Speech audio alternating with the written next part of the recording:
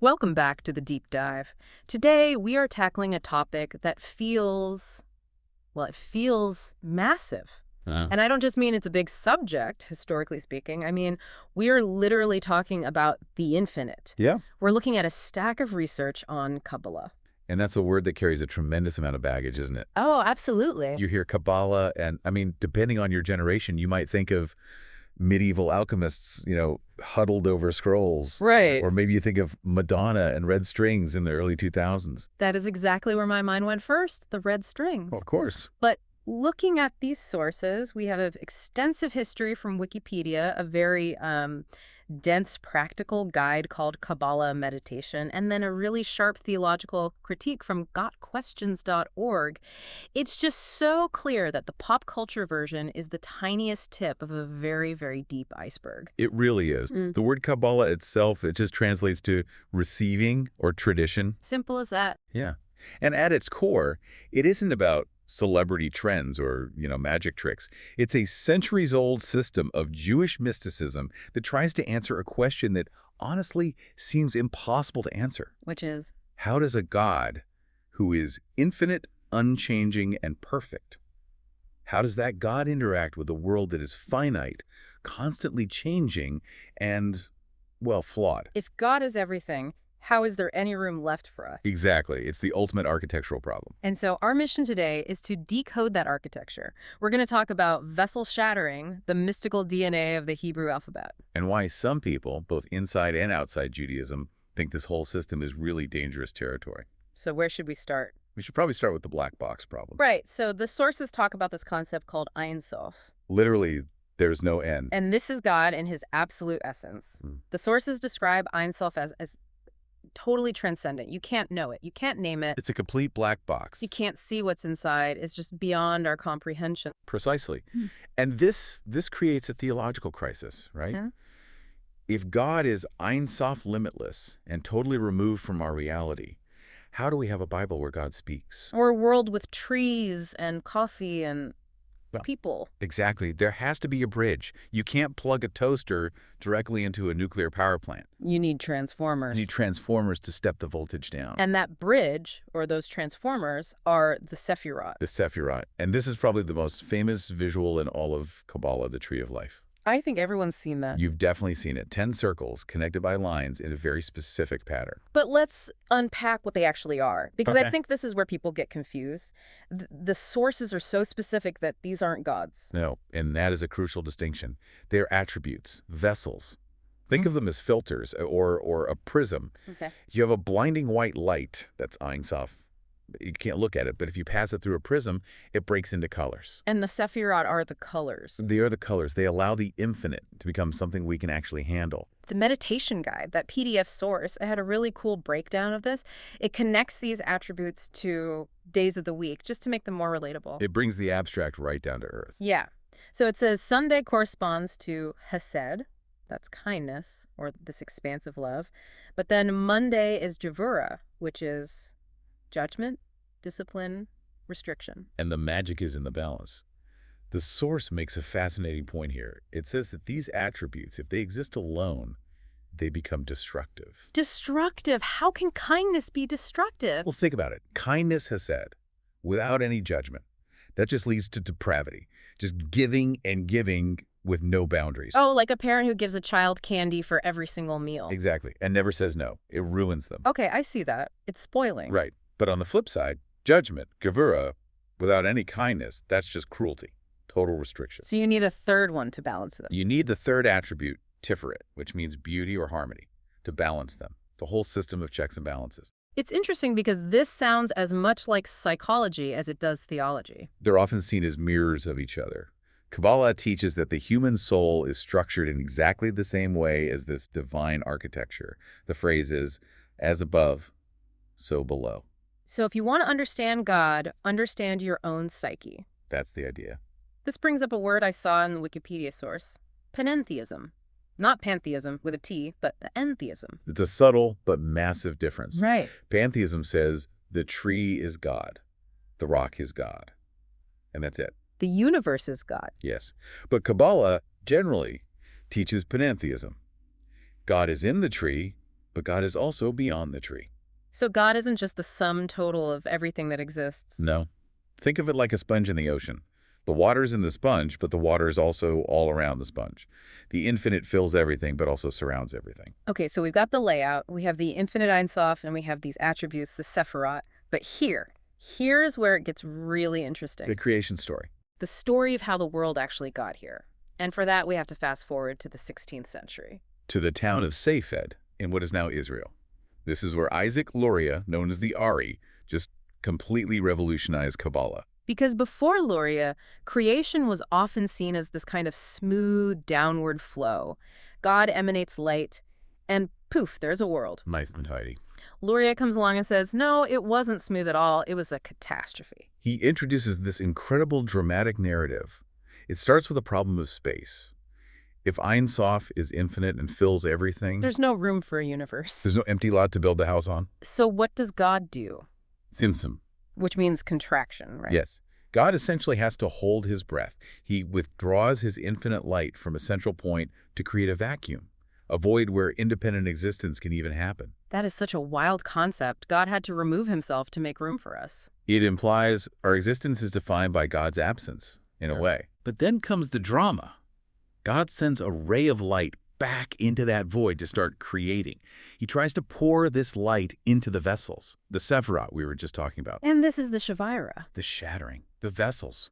They just couldn't handle it. The light was too intense. The structural integrity failed. It failed completely. The vessels shattered into millions and millions of shards. The source describes this so vividly. It says, these shards of holiness fell down into the lower realms, our reality, and became trapped. Trapped in clepite or shells. And this is where the explanation for evil comes from, isn't it? Because normally we ask, why did God create evil? Right. But the source says that in this view, evil isn't some separate force fighting God. It's just the wreckage. Yes, evil is essentially vitality sparks of holiness that are trapped in the wrong place. It's brokenness. It's the debris from a cosmic construction accident. Which sets up for me the most empowering part of this whole philosophy. If the world is a construction site covered in debris, what are we doing here? We aren't just living here. We're the cleanup crew. Tikkun olam. Repairing the world. Luria taught that every time a human being does a mitzvah, an ethical act, a prayer, a kindness, they are literally extracting a spark of holiness from those shells and sending it back to its source. So what does this all mean for you listening? It means when you help someone across the street or you choose not to gossip, Or give to charity. you're not just being nice, you are structurally repairing the cosmos. It gives this cosmic weight to the most mundane actions. You are literally reassembling the shattered vessels of creation. I love that image. But let's get practical. We have this Kabbalah meditation PDF, and it gets very specific about how you do this work, mentally. It talks about linguistic mysticism. This is a huge part of the tradition. The idea that the Hebrew letters, they aren't just symbols for sounds like A, B, or C. They're more than that. They're the building blocks of reality. Think of them like the code of the Matrix. The source had this really trippy vision described in it. It talks about letters traveling in chains and flying disks of numerals in the primordial light. It sounded very sci-fi. It's visualizing the source code of creation. And because the letters are also numbers, that's gematria mystics, believe you can find hidden connections between words that have the same numerical value. So if two words add up to the same number, they share some kind of essential quality. That's the theory. Yeah. And the meditation isn't just sitting quietly and breathing. It's very active visualization. Extremely active. You're manipulating these letters in your mind to affect change in the world. There is this one anecdote in the PDF that really stuck with me. The author describes a time regression meditation. Oh, walk us through that. So he visualizes going backward in time. He starts with his own life, then he sees the Vietnam War, goes back to the Civil War, back to the Jews in Spain, back to the temple in Jerusalem. He's stripping away all these layers of history. Exactly. He goes all the way back to the Garden of Eden, then to the creation of light, and finally he plunges into the primordial emptiness. The Tzimtzum itself. It's an attempt to experientially reverse the creative process. To touch the infinite by undoing the structure of time in your own mind. It sounds incredibly intense, but there's another story in that PDF that I think perfectly captures the Jewish attitude toward all this mysticism. Because you'd think, if these mystics have all this power, they'd run the show. But then there's the story of the Oven of Achnai. A classic Talmudic legend. This is essential for understanding the tension between mystical truth and earthly reality. So set the scene. You have a bunch of rabbis arguing over a law, whether a specific type of oven is clean or unclean. Right, a very practical matter. And you have Rabbi Eliezer, who's a powerful mystic. Right. He says it's clean. The majority of the other sages say it's unclean. Then Rabbi Eliezer gets frustrated. He says, if I'm right, let this carob tree prove it. And the tree literally uproots itself and moves 100 yards. And the other rabbis just look at it and say, we don't bring proof from trees. So he does more. He makes a stream flow backward. He makes the walls of the study hall lean in, about to crush them. And they're still not convinced. Not at all. Finally, a voice comes from heaven itself and says, why are you arguing with Eliezer? He's right. And this is the punchline. Rabbi Joshua stands up and says to God, the Torah is not in heaven. Meaning, you already gave it to us. You gave us the rules of logic and majority rule. Once the Torah is on earth, human consensus overrides miracles. That is mind-blowing. Isn't it? Even if the mystic can bend reality, the legal process wins. The PDF puts it perfectly. God creates truth. Man forms reality. It's a profound check on mysticism.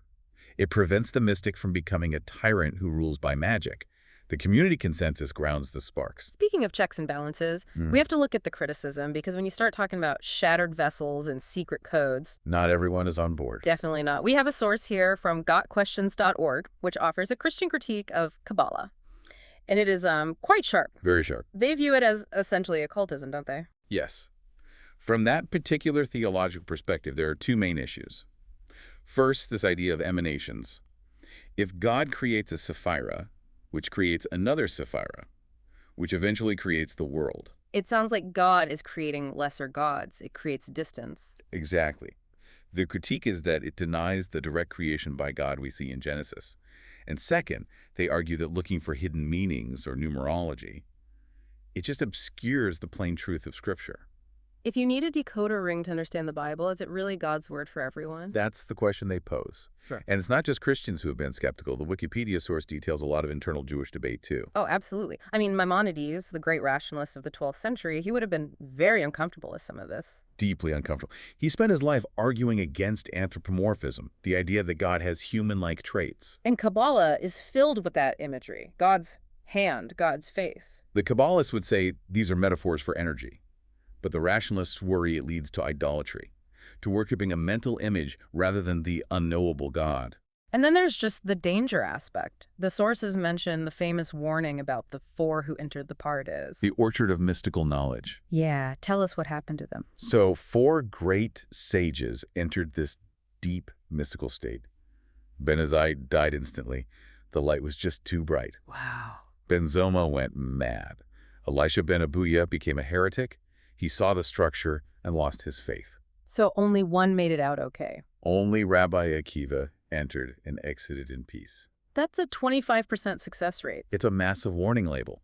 Mysticism dissolves boundaries. If you aren't grounded, if your personal vessel isn't strong enough, the light can shatter you, just like the cosmic vessel shattered. That's why traditionally you weren't even allowed to study this until you were 40 years old and married. You needed stability in your life first. Which contrasts so sharply with the modern universalist adaptations the sources mentioned.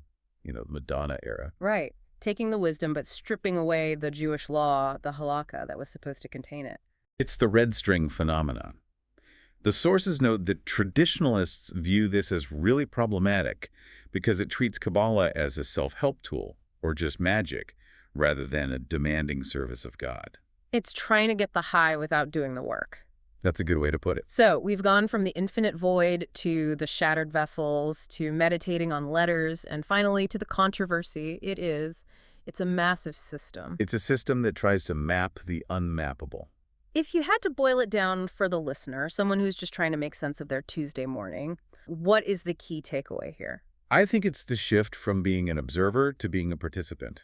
In so many theologies, God is up there, we are down here, and we just kind of hope for the best. Right. In Lurianic Kabbalah, God is, in a very real sense, broken and scattered in the world.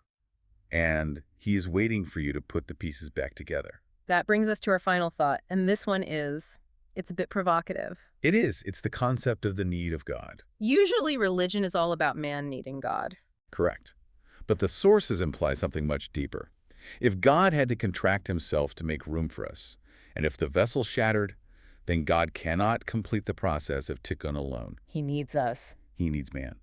The infinite is incomplete without the finite. Which raises the question, if the infinite God needs you to complete the work of creation, what does that say about the value of your specific life? It suggests that without your specific contribution, the puzzle remains unfinished. Something to think about. Thanks for diving deep with us. It was a pleasure.